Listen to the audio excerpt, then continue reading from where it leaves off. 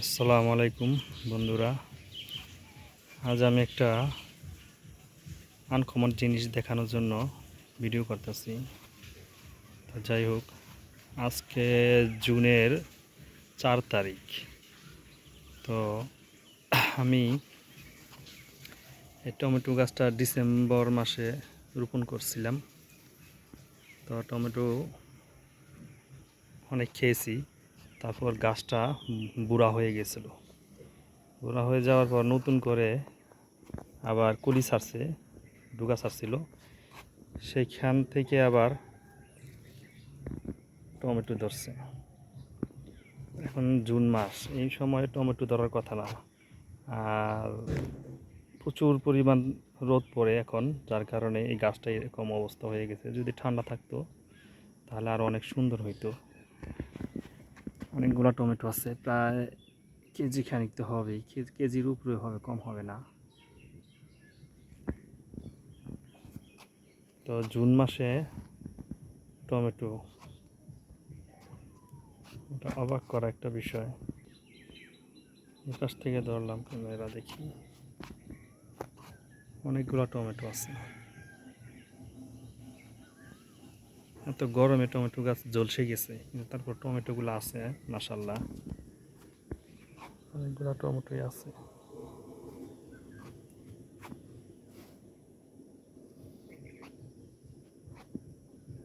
অনেকগুলো টমেটো আছে এখন।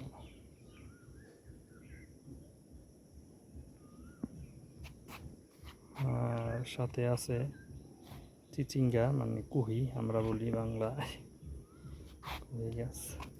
আর আরেকটা জিনিস দেখাবো আপনাদের।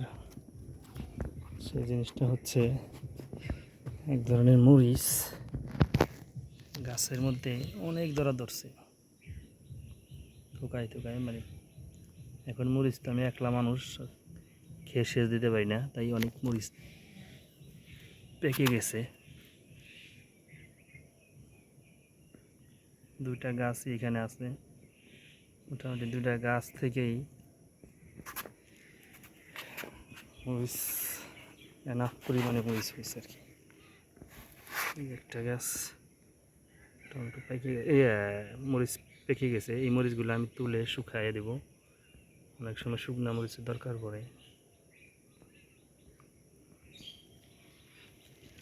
আর মাশাআল্লাহ, যে খেজুর গাছ,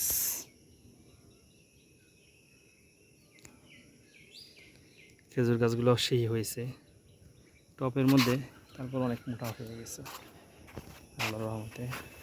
তো আশা করতেছি হয়তো 2-1 বছরের মধ্যে খেজুর গাছের ফুল আসতে পারে। ওই খেজুর গাছের গোড়ার মধ্যে দুইটা মরিচ গাছ হয়েছে আর কি।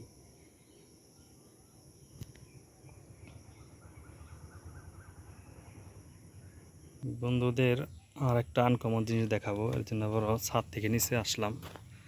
এখানে আমার মরিচ গাছ, ওই যে মেবি কত ফিট, 8 ফিট 10 ফিট হবে এই মরিচ গাছের উচ্চতা। বহুত বড় মরিচ গাছ হয়েছে মাশাআল্লাহ। এগুলো কারান মরিচ গাছ, দেখেন নিচ থেকে ধরলাম ক্যামেরা, অনেক উঁচা পর্যন্ত। ওই যে মরিচ গাছের আগা, ওই যে মরিচ গাছের আগা, দেখেন উপরে মরিচ ধরছে,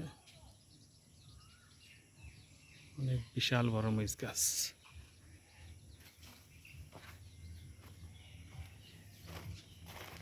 আর এই যে তেজপাতা গাছও হয়েছে মাশাআল্লাহ, তেজপাতা গাছ। এটা একটা মালটা গাছ। আর পাশে এখানেও মরিচ গাছ আছে, একটা বিশাল বড় মরিচ গাছ। এই পাশেও আছে একটা মরিচ গাছ। তো যাই হোক, অনেক সুন্দর মরিচ ধরছে, কুকড়া ধরে নাই যদিও। ওকে বন্ধুরা, আল্লাহ হাফেজ।